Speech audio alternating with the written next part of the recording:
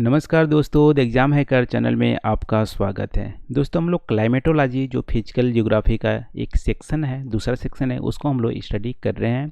उसमें हम लोगों ने देखा था पिछले वीडियो में क्लाइमेटोलॉजी का जो बेसिक जो फिनोमेना होती हैं, जैसे एटमॉस्फेयर। तो एटमॉस्फेयर के कंपोजिशन हम लोग देखे थे और लेयर्स देखे थे। कंपोजिशन में हम लोग देखे थे कि 3 मेजर कंपोजिशन होते हैं, डस्ट और वाटर वेपर और एयर।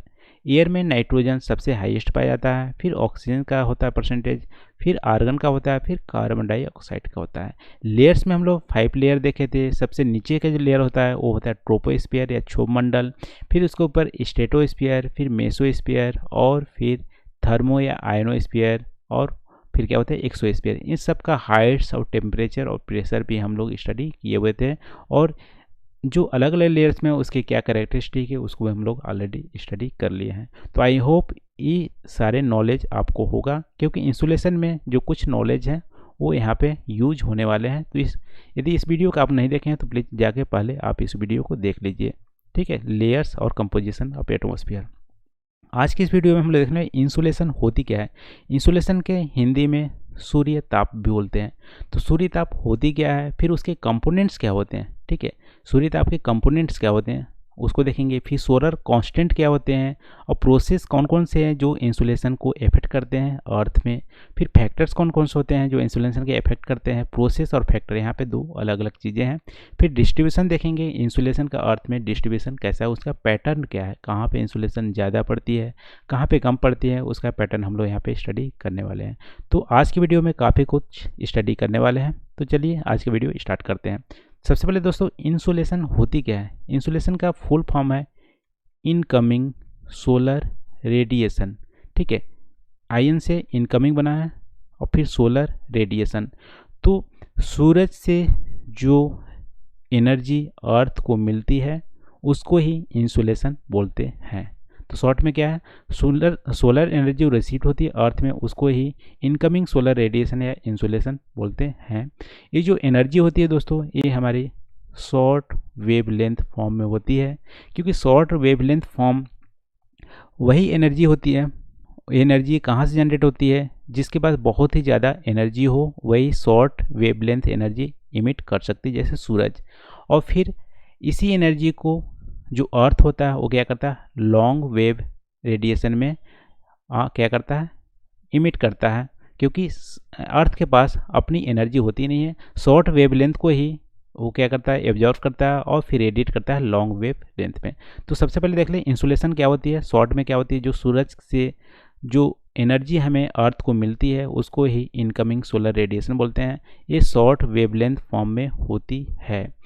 अब इसको देखते हैं इंसुलेशन जनरेट कहाँ से होती है। इंसुलेशन दोस्तों सूरज के इंटीरियर से होती है। सूरज में भी 3 पार्ट होते हैं, सन में भी। इंटीरियर से जनरेट होती है, और ये जो अपर लेयर होती है उसको फोटोस्फीयर बोलते हैं। फोटोस्फीयर से गुजरते हुए फिर एटमॉस्फेयर, जो सन का एटमॉस्फेयर होते हैं उसको क्रोमोस्फीयर बोलते हैं। तो इंटीरियर से होते हुए, फोटोस्फीयर से होते हुए, क्रोमोस्फीयर से होते हुए फिर वैक्यूम से ट्रेवल करके अर्थ के एटमॉस्फेयर में ट्रेवल करती है। अर्थ के एटमॉस्फेयर से आते हुए 5 लेयर से गुजरते हुए फिर अर्थ के सरफेस पे पहुंचती है। तो अर्थ के सरफेस से पहले को ही इनकमिंग सोलर रेडिएशन बोलते हैं। यानी जो शॉर्ट वेवलेंथ वाला एनर्जी है सन का, उसको ही इनकमिंग सोलर रेडिएशन या इंसुलेशन बोलते हैं। आई होप आपको इंसुलेशन समझ में आ गया होगा कि अर्थ सरफेस से टकराने से पहले जो सूरज की किरणें होती है वो इनकमिंग सोलर रेडिएशन होती है या इंसुलेशन होती है, जो शॉर्ट वेवलेंथ फॉर्म में होती है। अब देखो इनके कंपोनेंट क्या है। जो सूरज की किरणें होती है उनके कंपोनेंट क्या है। तो सूरज की किरणों को बोलते हैं सोलर स्पेक्ट्रम या फोटान। तो फोटान दोस्तों, फोटान एक गठरी जैसा है। मान लो एक गठरी है, एक पैकेट है, पैकेट में 6 कंपोनेंट होते हैं, ठीक है। 1 2 3 6 कंपोनेंट होते हैं। सबसे पहला पार्ट होता है एक्स और गामा रेज। इसकी वेवलेंथ सबसे कम होती है 0.005 से 0.0005 से 0.0 माइक्रोन। 1 माइक्रोन 10⁻⁻6 मीटर होता है, यानी सबसे कम वेवलेंथ होती है और एनर्जी सबसे हाईएस्ट होती है, ठीक है। तो वेवलेंथ और एनर्जी में इन्वर्सली रिलेशन होता है। एनर्जी सबसे हाईएस्ट होती है। एक्स और गामा रेज जो पहला कंपोनेंट है वो अपना जो एटमॉस्फेयर है, आयनोस्फीयर यानी कि चौथे लेयर है वहाँ पे एब्जॉर्ब हो जाती है एक्स और गामा रेज, और वहाँ पे जो ऑक्सीजन के जो मॉलिक्यूल्स नहीं पाए जाते, वहाँ पे एटॉम पाए जाते हैं, उससे रिएक्शन करती है और आयोनाइजेशन यानी आयोनाइज कर देती है। तो एक्स और गामा रेज जो पहला कंपोनेंट है अपना आयोस्फीयर में एब्जॉर्ब हो जाता है सन का। फिर देखो इंसुलेशन का जो दूसरा कंपोनेंट है अल्ट्रावायलेट रे, ये क्या है, इसकी वेवलेंथ जो होती है एक्स और गामा रेज से थोड़ी सी ज़्यादा होती है, और एक कंपोनेंट जो है अपना ओजोन लेयर एब्जॉर्ब कर लेता है। ये बहुत ही ज़्यादा एनर्जी होती है, यदि अर्थ में पड़े तो वेजिटेशन या बोल सकते हैं स्किन कैंसर हो जाता है फ्लोरा और फौनस में। तो यहाँ पे जो अल्ट्रावायलेट रेज हैं ये ओजोन लेयर द्वारा एब्जॉर्ब हो जाती है। अब देखो 6 जो कंपोनेंट थे उसमें 2 कंपोनेंट तो अपना लेयर्स जो होते हैं एटमॉस्फेयर में उसमें एब्जॉर्ब हो जाते हैं। और देखो विजुअल रेज तीसरा कंपोनेंट है, उसकी वेवलेंथ अल्ट्रावायलेट रेज से ज़्यादा होती है 0.4 से 0.7 माइक्रोन। यही अपने काम आती है पूरे बोल सकते हो बायोस्फीयर में। ठीक है, इनकी विजुअल रेज होती है, ये 7 कलर का होती है। रेड कलर का सबसे हाईएस्ट ज़्यादा वेवलेंथ होता है और वायलेट कलर का सबसे लीस्ट वेवलेंथ होता है। तो आप देख रहे होंगे जब सनरेज या सनसेट होती है उस समय आपको रेड कलर ही आपको दिखते हैं। क्यों? क्योंकि उसकी वेवलेंथ ज़्यादा होती है और हमारी आंख से विजुअल रेज की देख सकती है, इसलिए हमें रेड कलर जैसा दिखता है। ठीक है, फिर उसके बाद इंफ्रारेड होती है, इसकी वेवलेंथ विजुअल रेज से ज़्यादा होती है। और फिर हीट वेव होते हैं, फिर रेडियो रेज होते हैं।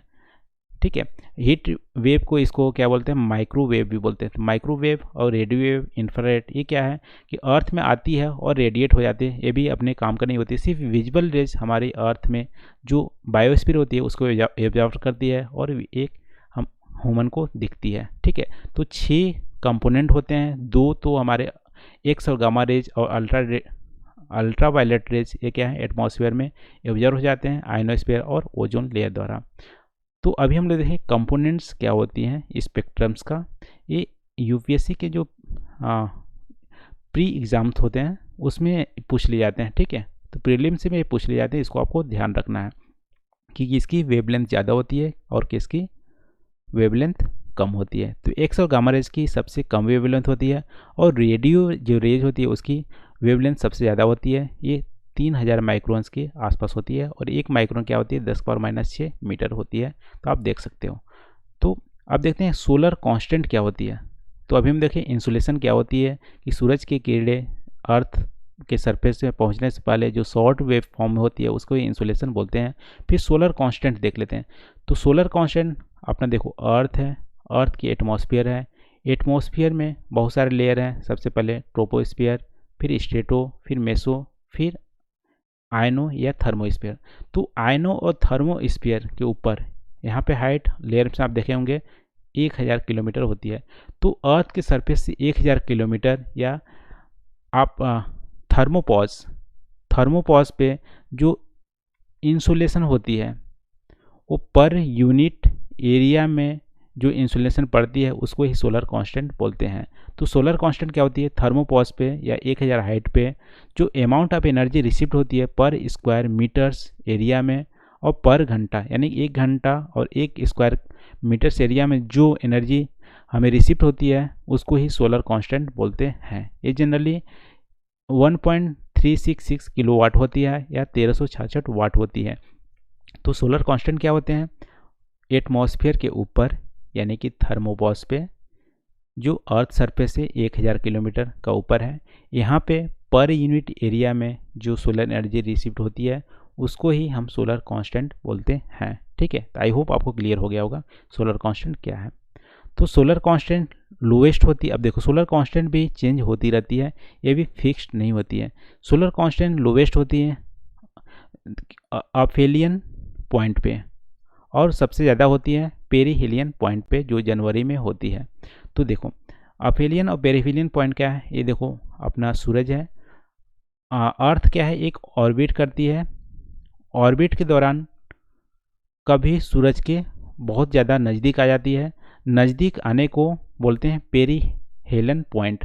ठीक है, इसकी जो डिस्टेंस होती है आप देख सकते हो 147 × 10⁶ किलोमीटर, यानी कि इसकी डिस्टेंस सबसे कम है सूरज पे। इस समय सोलर कांस्टेंट ज़्यादा होंगे क्योंकि नज़दीक होगा सूरज के पास। एक कब आती है? जनवरी के मंथ में आती है।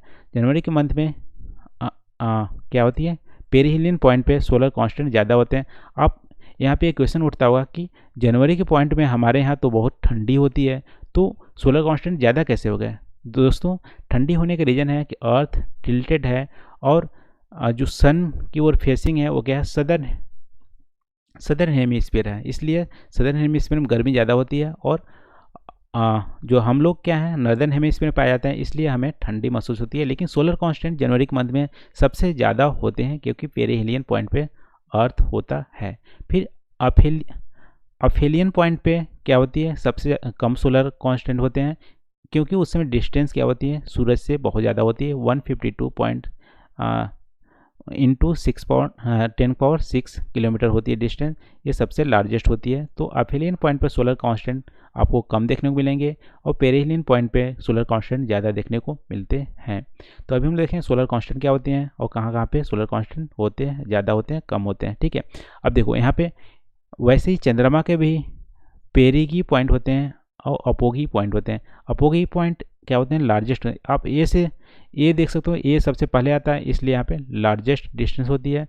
पी बाद में आता है इसलिए सबसे स्मॉलेस्ट डिस्टेंस होती है, ऐसे आप याद कर सकते हो। तो पेरिगी पॉइंट क्या होती है कि जब चंद्रमा पृथ्वी के सबसे नज़दीक होता है, अपोगी पॉइंट में सबसे दूर होता है, उसको भी अपोगी पॉइंट बोलते हैं। ठीक है, तो सोलर कांस्टेंट क्या होती है? पेरिहेलियन पॉइंट पे सबसे ज़्यादा होती है, अफेलियन पॉइंट पे सबसे कम होती है। तो अभी हम लोग देखेंगे कौन कौन से फैक्टर्स जो है इंसुलेशन को इफेक्ट करते हैं। ठीक है, तो इफेक्ट में आप देखोगे दोस्तों कि सूरज की किरणें कहाँ से आती है? इंटीरियर से जनरेट होती है और फिर क्रोमोस्फीयर यानी कि सन के एटमॉस्फेयर से होते हुए वैक्यूम से गुजरते हुए अर्थ के सरफेस पे आती है। तो अर्थ के सरफेस से में भी बहुत सारे लेयर्स होते हैं। ठीक है, लेयर्स होते हैं। तो एक्सोस्फीयर में तो कुछ एब्जॉर्प्शन नहीं होता है, लेकिन जो आयनोस्फीयर होता है, आयनोस्फीयर में एक्स और गामा रेज क्या होती है? एब्जॉर्ब हो जाती है। तो हमारा क्या है? इंसुलेशन इफेक्ट कर रहा है। आयनोस्फीयर क्या कर दी? एक जो कंपोनेंट्स हैं इंसुलेशन का उसको एब्जॉर्ब कर ले रही है। फिर अल्ट्रावायलेट रेज दूसरा जो कंपोनेंट है ओजोन लेयर द्वारा एब्जॉर्ब हो जा रही है। तो यहाँ पे इफेक्ट क्या करें? प्रोसेस अल्ट्रावायलेट रेज भी यहाँ पे एब्जॉर्ब हो जा रही है ओजोन लेयर द्वारा। फिर देखो ट्रोपोस्फीयर में जब इंसुलेशन गुजरती है तो वहाँ भी बहुत सारे जो प्रोसेस हैं उसके द्वारा इंसुलेशन क्या वो अफेक्ट होती है। कौन कौन से प्रोसेस हैं? रिफ्लेक्शन, एब्जॉर्प्शन, स्कैटरिंग और डिफ्यूजन। अब देखो रिफ्लेक्शन कैसे होता है?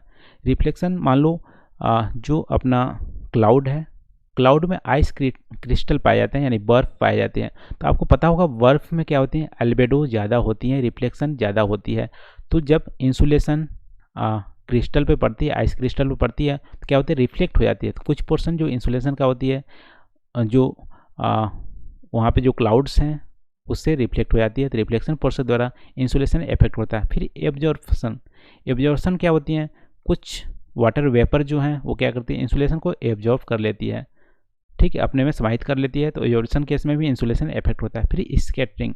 अब देखो फाइनल जो डस्ट पार्टिकल होते हैं, डस्ट पार्टिकल जब इंसुलेशन इससे पड़ती है तो क्या करती है?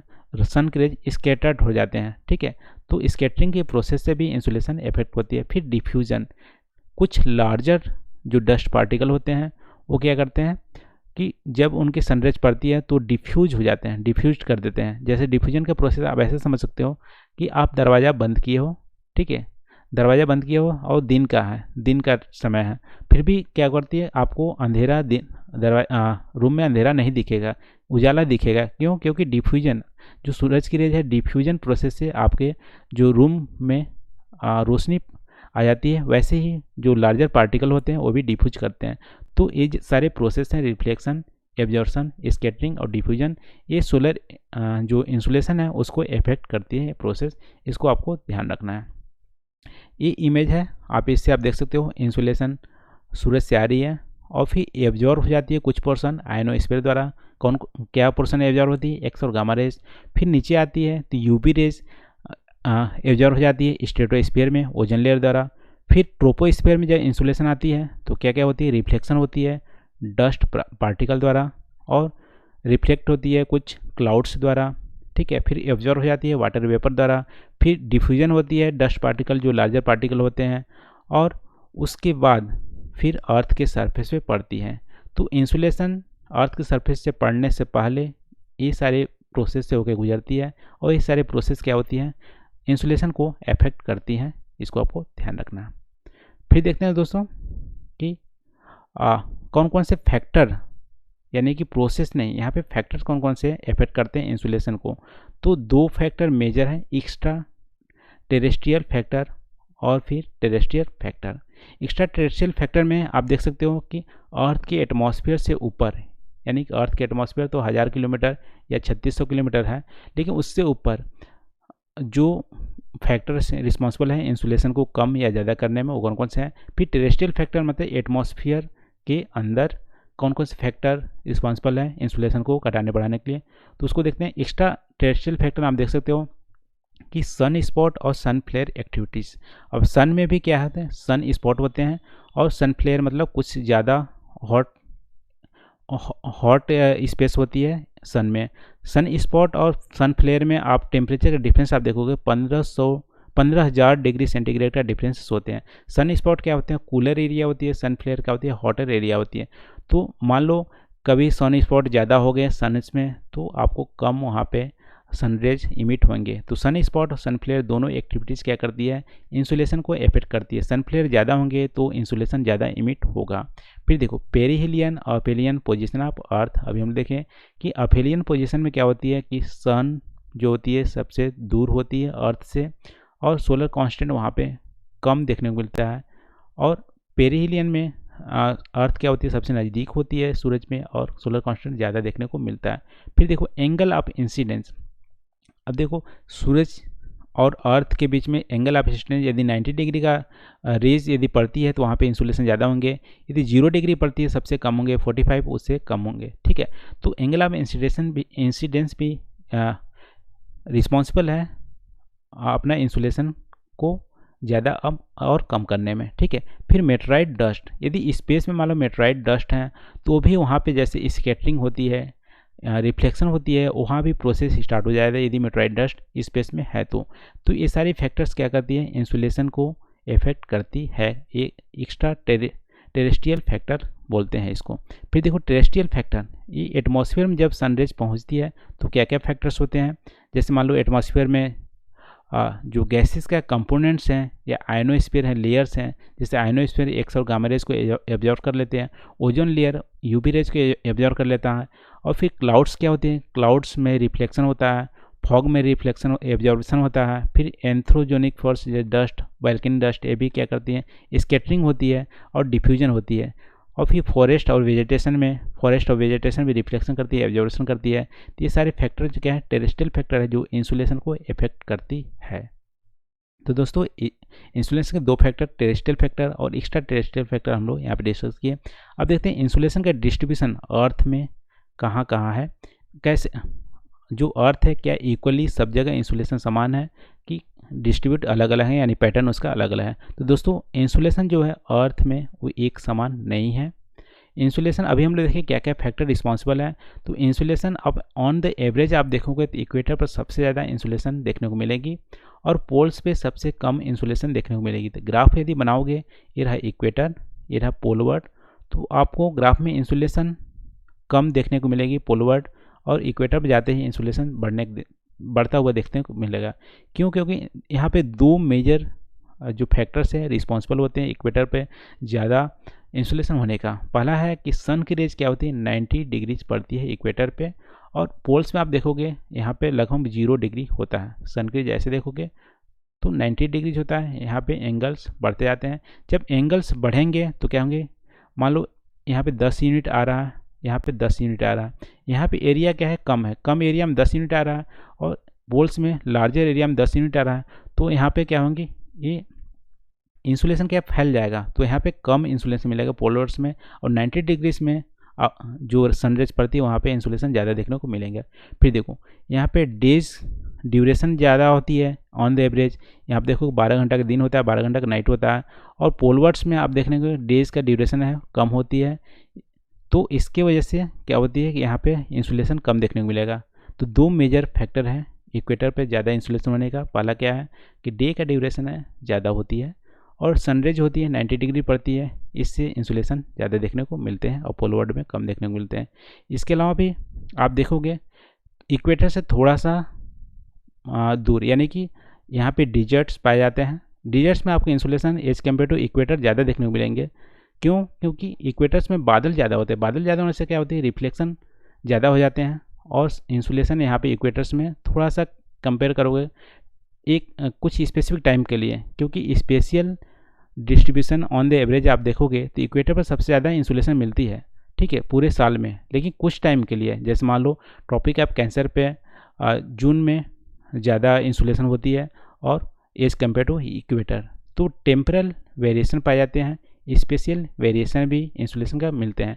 टेम्परल वेरिएशन में कुछ टाइम के लिए ट्रॉपिक ऑफ कैंसर पे या डिजर्ट एरिया, जो हॉट डिजर्ट एरिया है ट्रॉपिक ऑफ कैंसर के अराउंड, वहाँ पे इंसुलेशन ज़्यादा देखने को मिलते हैं जून मंथ में। वैसे ही ट्रॉपिक ऑफ कैप्रिकॉर्न में जनवरी या दिसंबर महीने में सबसे ज़्यादा इंसुलेशन देखने मिलते हैं एज कम्पेयर टू इक्वेटर। लेकिन ऑन द एवरेज यदि पूरे साल का एवरेज देखा जाए तो इक्वेटर पर सबसे ज़्यादा हाईएस्ट इंसुलेशन देखने को मिलते हैं।